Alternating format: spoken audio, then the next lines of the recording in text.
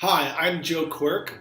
Welcome to the Blue Frontiers podcast about all my favorite things: seasteading, the environment, special economic zones, and innovation in science, technology, governance, and society itself.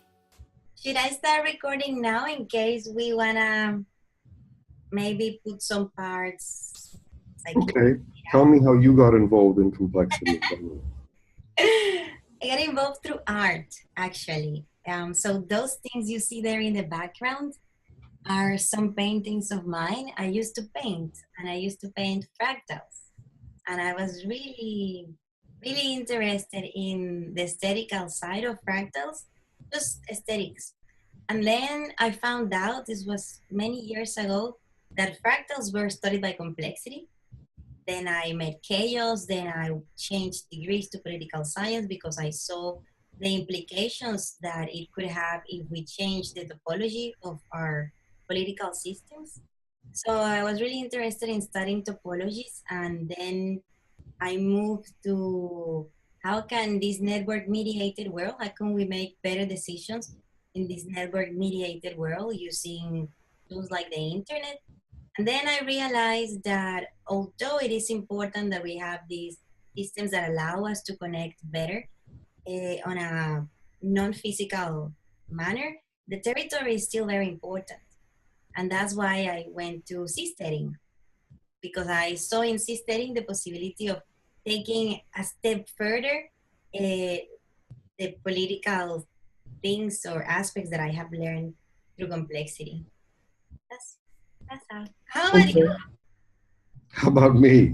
Yeah. So I've been working in complex system science for 30 years. So Oh, wow.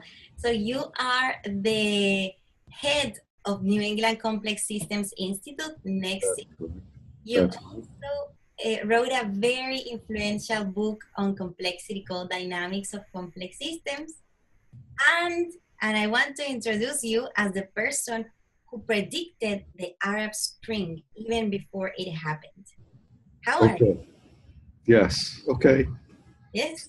Yes. I mean, we sent a report to the government saying that there was a high chance of social unrest and political instability, and it happened. And what happened with the report? I don't think very many people looked at it, Wow. But the main thing was that the prediction was very directly based upon the challenge of increasing food prices. Yes. Tell us a bit about the link between food prices and riots, for example. So, first of all, food and riots and revolutions is surely not new. So, I don't think that that's something that we invented, right? The French Revolution, the Russian Revolution. And I don't know if everyone knows about the revolutions of 1848. There were revolutions through Europe. And so we saw that food prices increased in 2006 and 7, and they actually led to riots around the world. And then they were increasing again in 2010 and 11. And 2010 was kind of when we sent in the report saying we were in trouble. And something similar happened when you also sent a report about also predicting the financial crisis. You did a study in 2007 saying that we should implement or bring back certain measures due to the instability of the financial market, but the SEC thought that there wasn't sufficient statistical evidence. Yeah, it's the sequence in this case is reversed though. We didn't say it until after the financial crisis started, so we didn't really predict it. We post-dicted it. We figured out the things that led to it in a number of different ways. One of them, indeed, was that the SEC removed a regulation called the Uptick Rule. Okay. In July of 2007. And that rule is a rule that was designed to stabilize the market against manipulation, but also just against collective selling, short selling. And once it was removed, the market was much more unstable, and very shortly thereafter, it underwent lots of crashing behavior that was, kind of unpleasant for people who owned companies. For people who were short sellers, they were pretty happy. Yes. Another direct involvement that I know you've had with addressing government-related issues is that you were invited by the U.S. Army Corps to study or to evaluate the reaction to Katrina. Can you tell us a bit about that? Yes. So, to be clear, the Army Corps of Engineers, that are responsible for dealing with major flooding, and in particular had developed the systems of levees and so on in New Orleans, and then once Katrina happened, they created an entirely new set of interventions. Okay. I was not involved in designing or really evaluating those interventions directly, but we were involved with them in bringing complex systems insights into their efforts. And I went to New Orleans and I toured the incredible effort that they were putting in to improve the situation. And we also made some suggestions of how to create a system that was less fragile. So what the system created is that if when you design a system to prevent an extreme event from creating disaster, what typically happens is you create a system that it prevents the events. Flooding prevents flooding. You have a wall, right? But once the water gets above the wall, then you have a catastrophe. There's you don't have any way of dealing with it at that point. And what we suggested was that the system be designed so that once you get to the point of flooding, that it not catastrophically fail. We call it soft failure. Yes. So the idea of soft failure is that you don't have to make it rigid so that once it fails, you have catastrophe. You make it fail gracefully so that at the beginning of the failure, you can still deal with it and not have a catastrophe. That also, that type of complex systems engineering that is adaptive also helps with scalability and therefore with management, right? With the management of the response. Yes. The scaling behaviors of systems are pervasively important in understanding complex systems. How they, what happens when you look at larger and larger parts of a system, or what happens as you look at dimensions of a system as you increase it. The response to flooding is one of those dimensions. And as you are very well aware, the traditional science is focused on single scale behavior, and that's means that sort of below that scale things are smooth, and above that scale things have a particular structure. One of the key discoveries in complex systems and the roots of complex systems are fractals that don't have a characteristic scale. So you can look at them at many scales and they look kind of the same. And more generally, what we have been working on and thinking about is multiscale understanding of systems, where you think about the system in scale. because, for example, people are not scale invariant. You know, people have a certain size. You know, you don't have tiny people and bigger people. And our muscles are not multi-scale, really. We have parts of us are kind of multi-scale, like the vascular network is like a tree that has many different scales. But there is a characteristic scale of the smallest blood vessel. So in all of the cases, their scale is an important dimension, but you have a mixture of scales that are particular scales and fractal type behavior or more elaborate dependencies as a function of scale. So that's really totally an essential part of thinking about complex systems.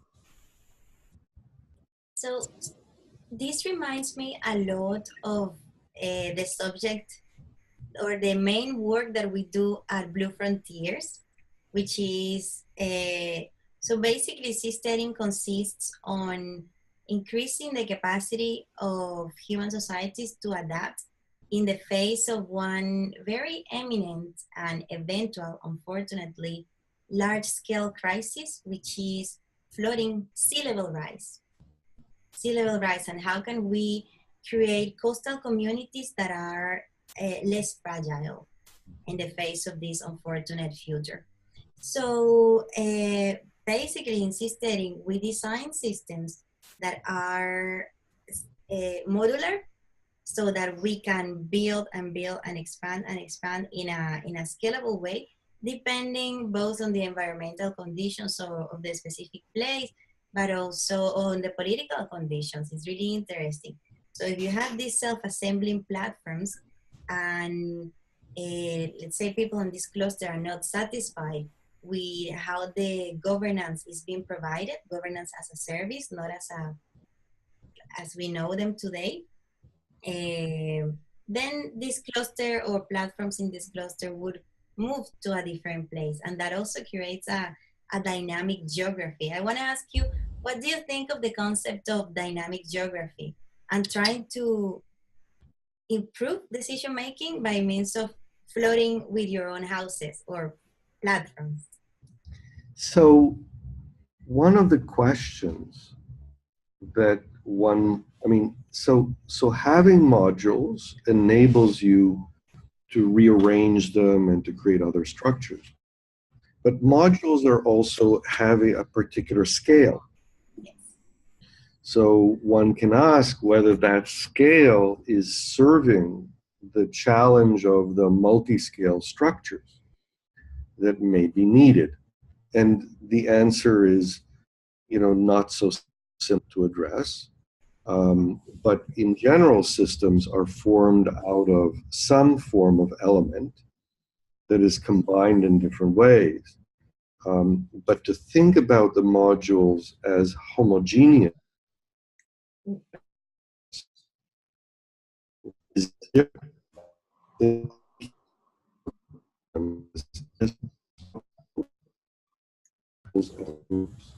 Structures on multiple scales. I think, yeah. So that's part of it. But the other part of it, which you refer to, but maybe we should talk about this separately, is the social organization and how people organize into social systems that are effective at dealing with challenges that happen.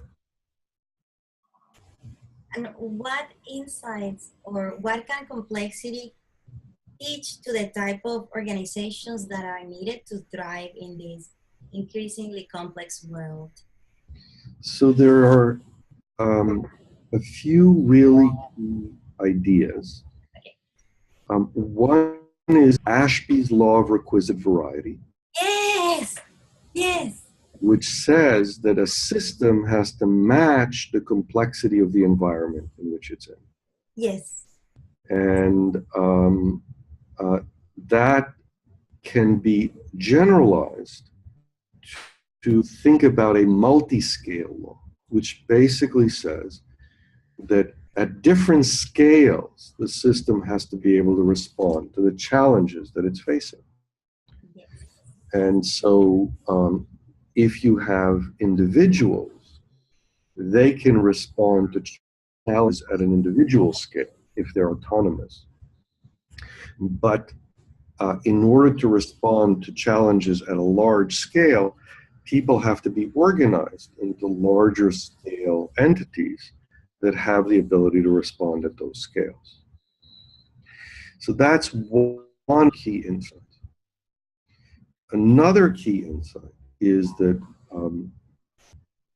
there are not just these one challenge of the flooding of coastal zones today. We are facing many different challenges in society. Challenges that have to do with social disruption, but also just the ability to earn a living in a world where there's so many different things going on, that there's competition for work or for markets or for all kinds of things. And the fact that the world is so connected, networked, right? It's become much more connected, creates because of certain reasons, it creates a very high complexity at all scales. Yes. The complexity is high for large social organizations like countries, for companies, and also for individuals. And so in dealing with the complexity of the environment, which is happening at all scales, we also need social organizations at all scales. Yes. The third insight is that the characteristic organizational structure, and this you'll like very much, yes. the characteristic organizational structure that has really been the dominant structure of society for thousands of years, which is a hierarchy, doesn't work when you have highly complex environments. And the reason is that the control process of individuals at the top is unable to communicate with different members of the organization enough to enable the decisions to be affected, even if you could make the right decisions. Yes. But there's also a fundamental challenge of even making good decisions. Yes. And so hierarchical organizations are systemically failing today. And what's happening is that there is a development of much more distributed organizational structures. And that's true in business very broadly.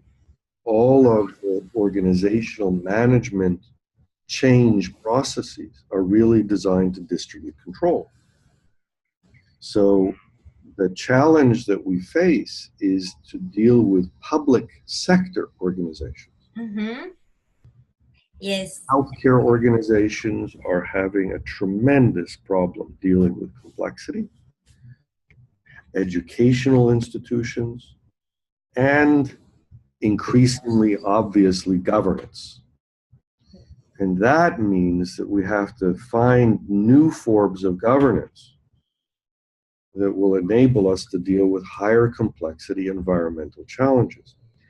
But here's a point that is different from what you said, which is that the flooding is not really a high complexity challenge. There are local correlates of it that may be complex, but it's a large scale thing. So for that, central control might work. I mean, that's what, the melting of the polar ice caps is something that could be dealt with by central decision making. Yes. And similarly, organizing people to deal with, the challenges of climate change. To first order, it's a large scale challenge and not really a complex challenge.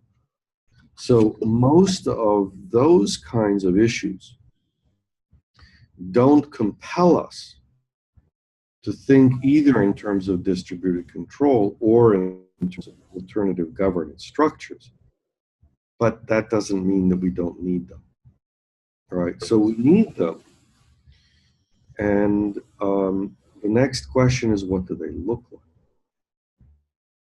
Yes, what is your, I don't want to say ideal topology for addressing this type of problems, but what type of organizational structure can perform better than tree topologies or hierarchical systems?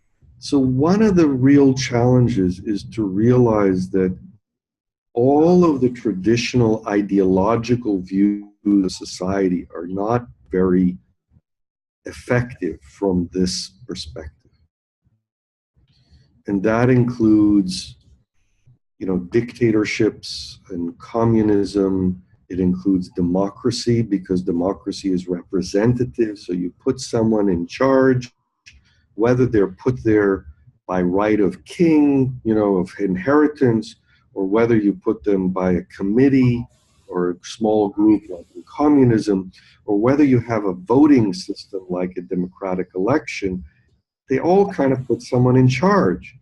So, it used to be in the old world where things were simple. If you had a problem, you solved it by putting someone in charge. Yes. Today, that doesn't work.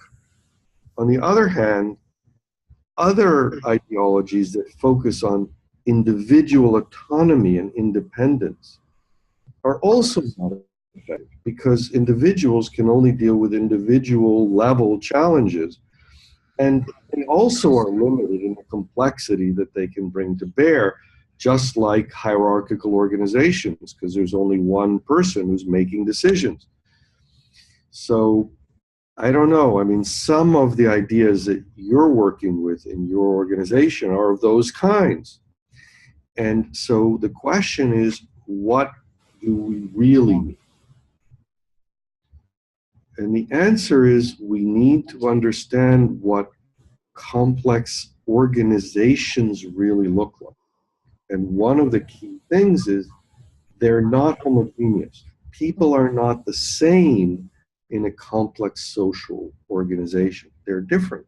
Yes. Different people are different. By the way, I think it's kind of obvious that different people are different, right? I used to think so too, but turns out that people don't think that diversity is an actual characteristic of human social systems. So I think we have this respect in certain parts of the world for individual autonomy and differences of opinion, but it turns out that that's not even enough. What we really need is multiscale differences, which means that we need to have individual differences, but also group differences. Yes. All the way up to the scale of civilization as a whole, which, if you think about it, is actually what we have. We just are kind of upset by it for some reason, or at least many people are upset by it. Because kind of we believe, if something is good for me, like democracy or free rights, or whatever other kind of idea we have about what makes life better or good or just or so on, we tend to think that everyone should adopt that approach because, well, if it's the right thing, then everyone should have it. But different people have different ideas about that. And not only do they have it at the level of the individual, like, hey, I like to go to, I don't know, basketball games, and you like to go to soccer games. Yeah, apparently, they do. And by the way, maybe it's not soccer, maybe it's not basketball, maybe it's football, or maybe it's baseball, or maybe it's something else. But whatever it is that we individually are choosing to do, the fact that we have those differences is not enough. What we have is we have groups who believe in different ideas that are going to do different things and are doing different things. And divergence of ideas in the world is growing and not shrinking, which is kind of surprising when everyone is talking to each other, right? Because you might think that as everyone starts talking to each other, they'll all come up with the same idea because they will influence each other. And that, in fact, is a really important model of how social systems work. But it isn't happening for the world, where people are going in different directions.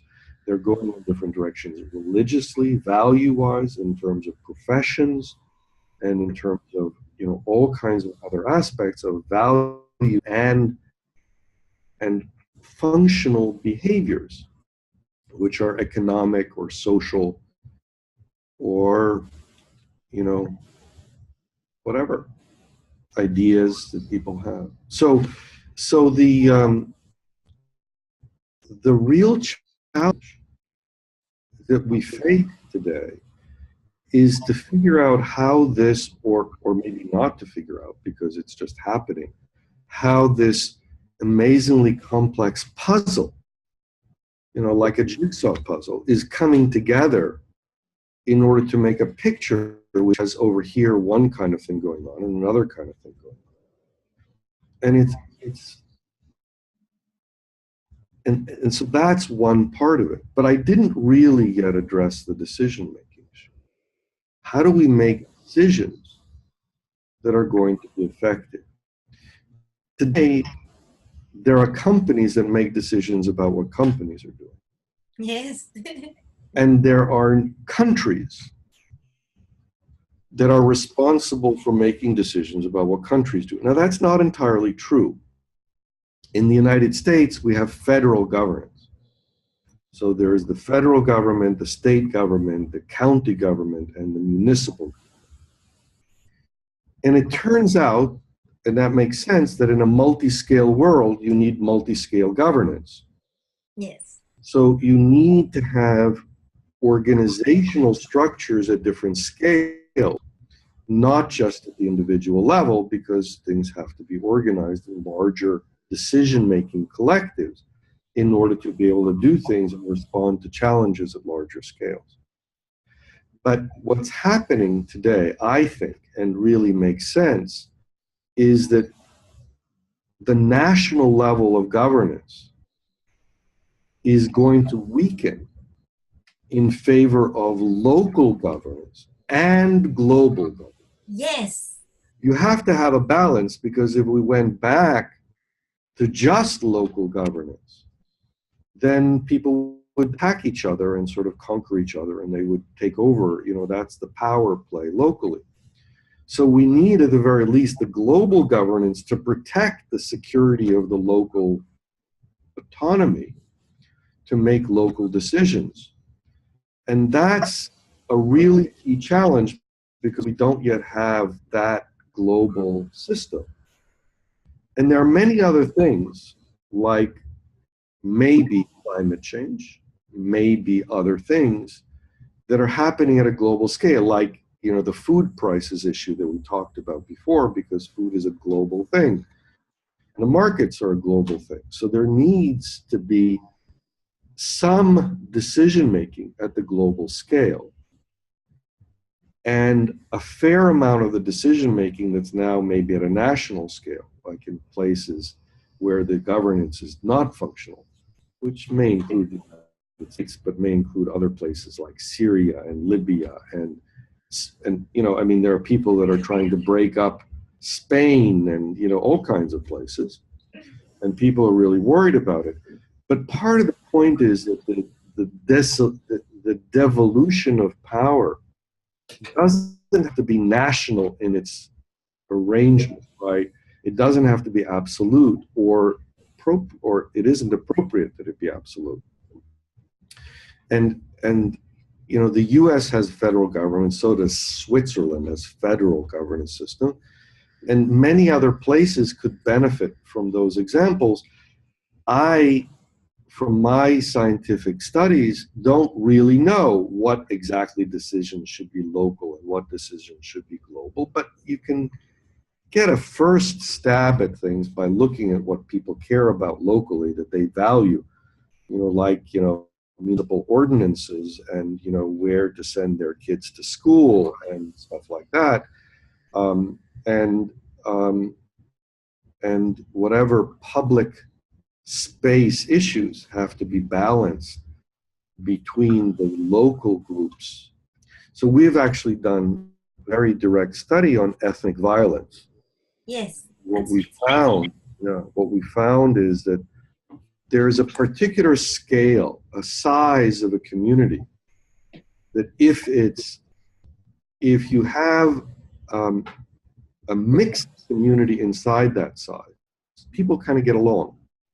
And if you have a very large community of one type, like one ethnic group or one value system, let's say, or one language group, all kinds of identity, then people arrange their rules so that people are happy within that value system. Yes.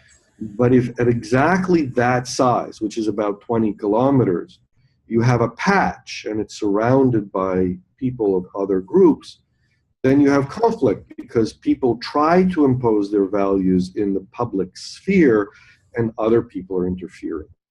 And it turns out that you can solve that problem, and it's been done in Switzerland, by just making kind of local political autonomy or creating boundaries like mountains or whatever, barriers, so that the local group has enough local autonomy to have what they want in their area. But it's still a collective thing. It's not at the individual level. It's really a collective entity. Yes. So that begins a discussion. There's one more key part of the discussion. Okay, so the other key part of the discussion is, how do you have global governance, or even how do you have sort of some degree of national governance, or even how do you have any kind of local governance if the complexity is so high? In fact, it goes all the way down to, how do we deal with the world as individuals if complexity is high? Remember, because that's still a challenge. What is your answer? So it turns out there's only one answer. Okay. And that is that we have to form teams. What type of teams? Well, that's part of the challenge. We don't know. Oh. The challenge that we face is to figure out what kinds of teams are going to be effective at different scales, at the individual, at the municipal, at the national, at the global levels. And at the global levels, we're talking about the interactions between these large groups and decision-making of the collective for everybody. And as you go down, there are different things that are going on in different low places. So the answer doesn't have to be the same in different parts of the world.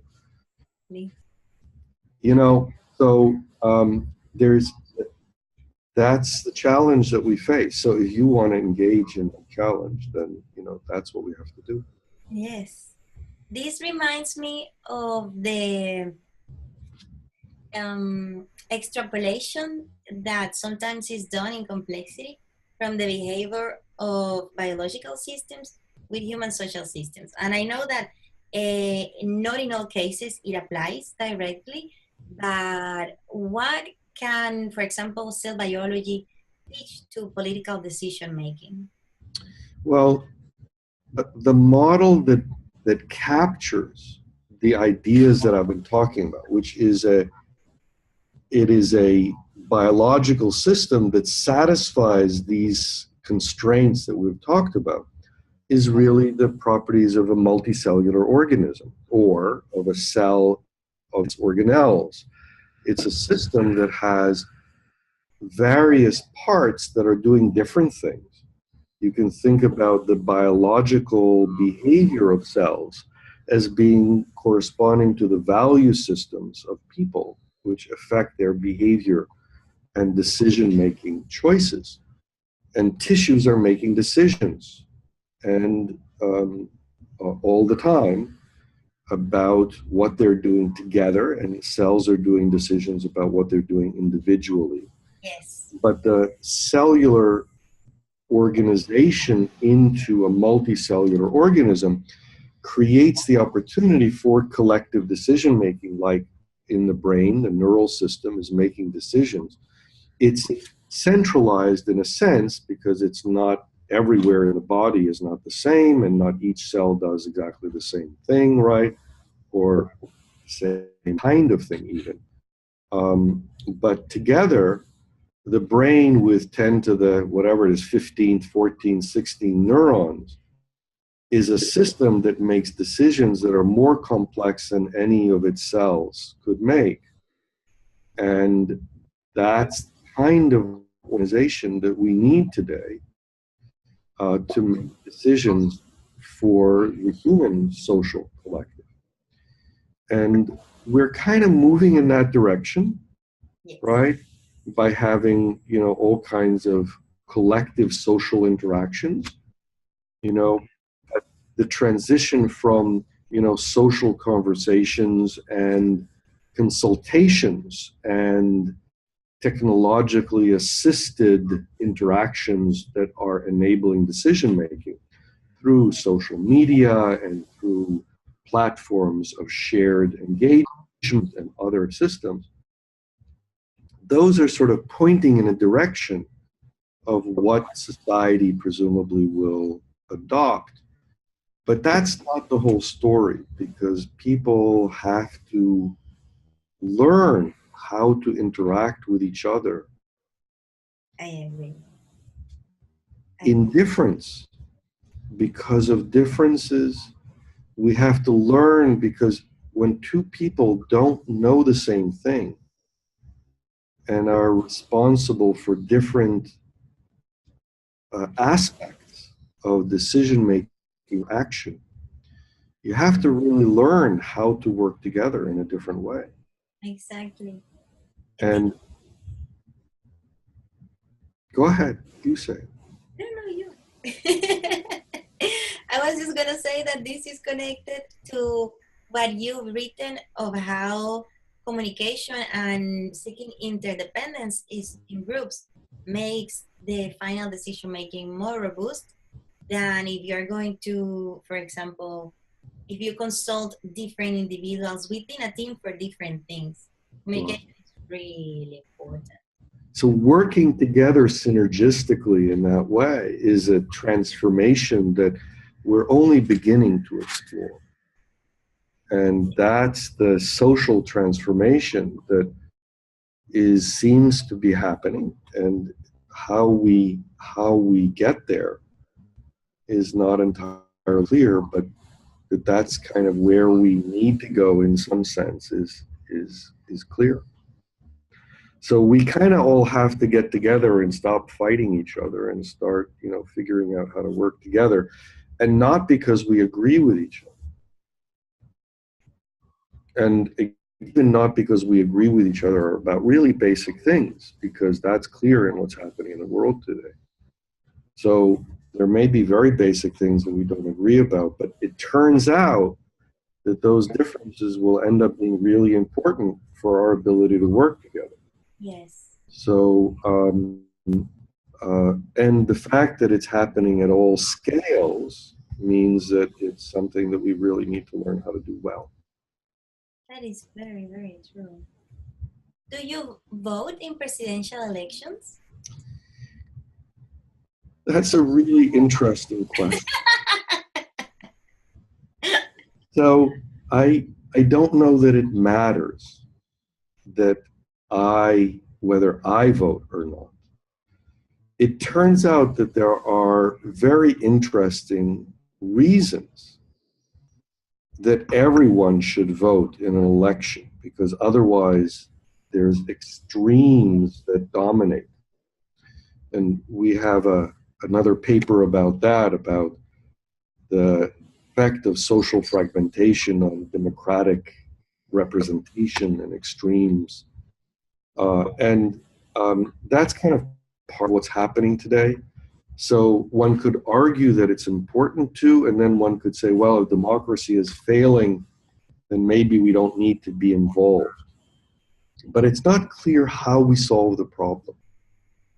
It's not clear whether the democracy will morph, become something else. Like in England, the Queen is still around, but there is a democracy, right? maybe the democracy will stay around, but we'll kind of figure out a way to make something else be the way of power and the system decision making happens. But there are other possibilities that the system will collapse. One thing that I will say, and this again is there, we've written papers about this, that violence ultimately can't be the way the revolution happens. No. Because violence destroys structure. And when structure is destroyed, the default is to create the simplest structure, which would be a dictatorship. Exactly. And so we have to transcend the governance structures and the other social structures that we really have relied upon and have served us well in some ways, at least up until this point. But in transcending them, hopefully we get to a different context. And there are some really important ways to understand that different context that may help in thinking about it. One is that it's a context where individual value is more respected than in a democracy. Right? One of the reasons that we consider democracy to be important is that it values individuals as opposed to a dictatorship or communism, and therefore we believe that the well-being of individuals is promoted in a democracy over other governances. I would hope. One might hope. It's not always true, by the way. I mean, you know, market democracies let a lot of people fall between the cracks in ways that some other systems might not, right? You could argue about ideological benefits in this context.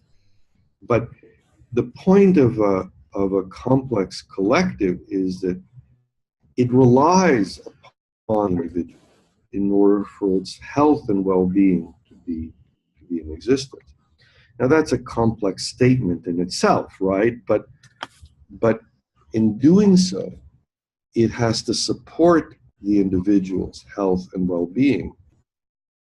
And so individuals to be valued and their capabilities have to be, let's call them exploited. Exploited is a bad word, right?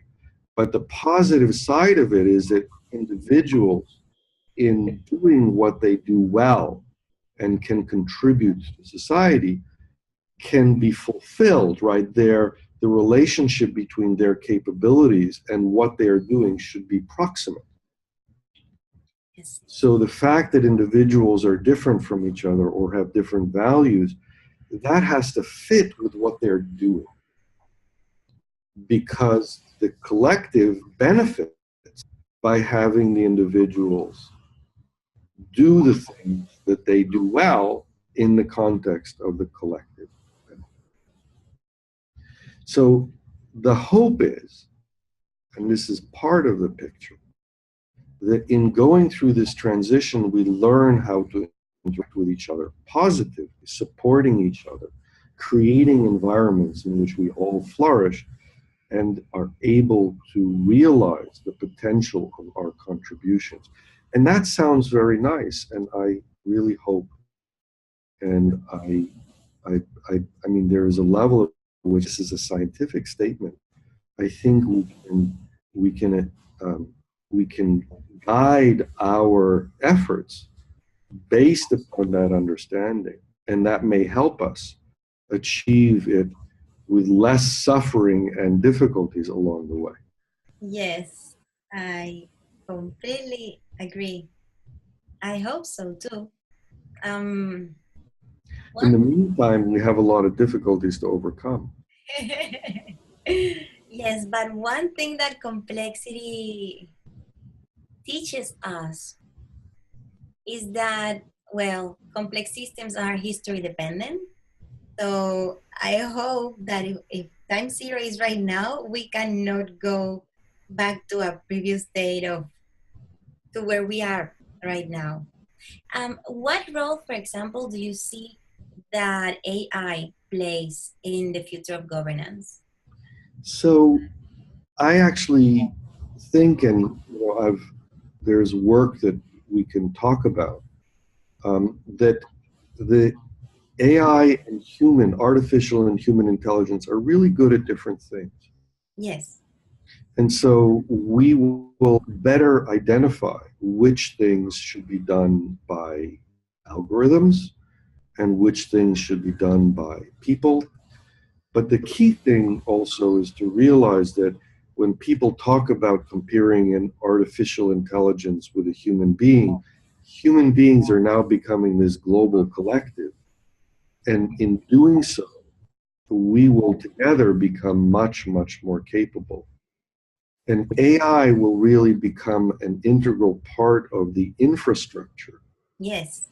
Rather than a competitive entity in that sense. Doesn't mean that, as with every technology, there are risks. Biotechnology has risks, artificial intelligence has risks, and people tend to create these scenarios that I don't think are the right scenarios, but that doesn't mean that I dismiss the risks of engaging with the technologies that we're engaging with today.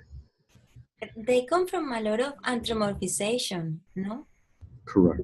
For example, but we can... Yeah. Go ahead. No, you. The more you talk, the more enlightened I get. So please keep talking. So there is a story about the energy revolution, right? The early industrial revolution, of the competition between people and machines.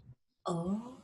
Right. And one of those stories is the myth of John Henry. If I remember correctly, John Henry was the one who was very capable of building railroads. So he would take a big hammer and bang the nails into the ground to hold the tracks in place. Okay. And the story is that when they created machines, these are, machines that would hammer the nails into place, they created a competition between John Henry and this new steam engine. And they hammered all day and whatever, and then John Henry won, but he fell dead. Right. So it's a sad story, but the message of the story is about the replacement of people with machines. And the idea that people are going to be replaced by machines has been around for a long time. Now today, we know that steam-powered machines are good at things that people do, some things, but that people are also capable of other things. Yes. And my understanding is that that idea also applies in what we call artificial intelligence. Yes. That people are good at different things than machines, in this case, universal computing machines. Exactly. And that what we will learn over the next few years and decades is how to separate the kinds of things that people are good at from the kinds of things that machines are good at. But the ultimate system is a combination that will combine the things that people are good at, just like we're combining the things that different people are good at and the different value systems that people are good at. We will also combine the things that people and machines are good at in a way that will benefit the system as a whole. Exactly.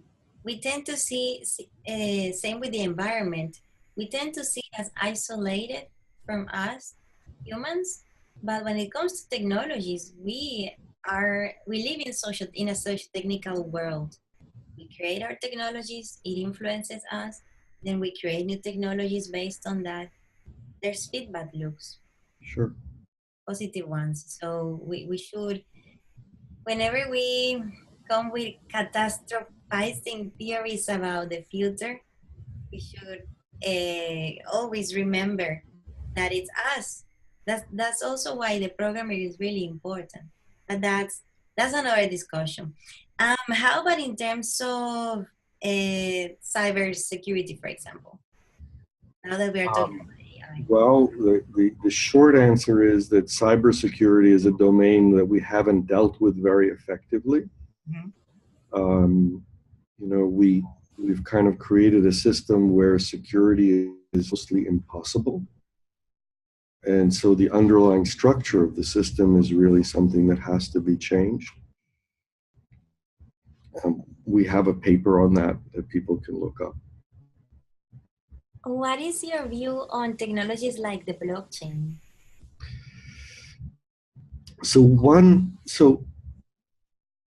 Every technology, when it's invented, it's hard to know what it will really do for you very often.